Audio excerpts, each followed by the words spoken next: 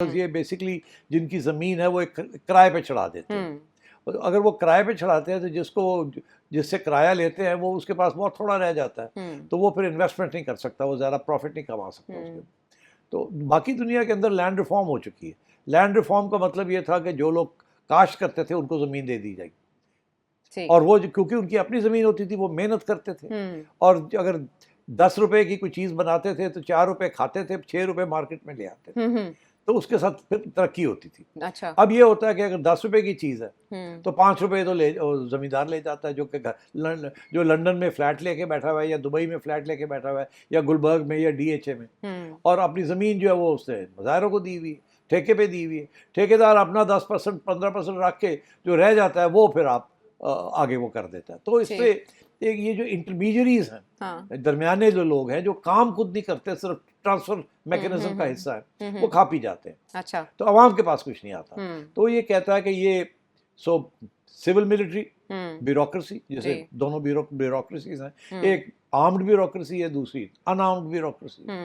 پھر آ گئے آپ کے بڑے لینڈ لارڈس جن کی بہت بہت ہزاروں ایکڑ زمین ہے, ٹھیک ہے. حالانکہ لینڈ ریفارم ٹیکنیکلی یہاں ایوب خان کے زمانے میں بھی ہوئے, اس کے بعد بھٹو صاحب کے زمانے میں بھی ہوئے, کہ انہوں نے کہا جی اتنے زیادہ, اس سے زیادہ ایکڑ آپ نہیں رکھ سکتے.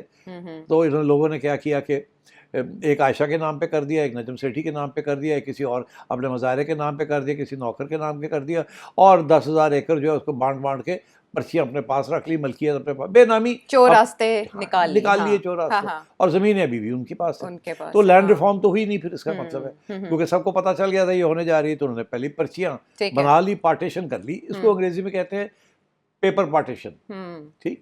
اچھا, تو اب یہ ہو گئے 4, 5ویں آ جائیں. وہ کہتے ہیں جی 5واں بھی ایک طبقہ ہے, وہ ہے اپر ایشلونز آف دا میڈیا.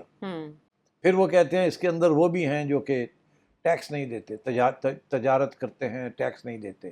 اس میں آپ ہال روڈ لے لیں یا میکلوڈ روڈ لے لیں, وہ نہیں آتے ٹیکس, وہ ٹیکس نہیں دیتے. اور وہ بھی ایک قسم کے ایک ایسا طبقہ ہے جو کہ ایلیٹ جس کو آپ کہتے ہیں. اچھا. اب تو یہ ایلیٹ کیپچر اسے کہتے ہیں کہ ایلیٹ نے ریاست کے اداروں کو اور ریاست کو اور معیشت کو کیپچر کر لیا, قبضہ کر لیا. تو عوام کے لیے کچھ نہیں بچتا, یہ کھا پی جاتے ہیں اور عوام کے لیے کچھ نہیں بچتا. اسی لیے یہاں سے کوئی 10 لاکھ کے قریب لوگ سمندر کراس کرتے ہیں, جہازوں میں جاتے ہیں, پکڑے جاتے ہیں, گر جاتے ہیں, مر جاتے ہیں, ڈوب جاتے ہیں, پھر بھی نکلتے ہیں اس ملک سے. وہ سمجھتے ہیں کہ باہر ٹیکسی چلا لیں گے دبئی کے اندر یا جرمنی میں جا کے ٹوائلٹ صاف کر لیں گے, دیٹ از بیٹر. یہاں تو روٹی پانی بھی نہیں ملتا.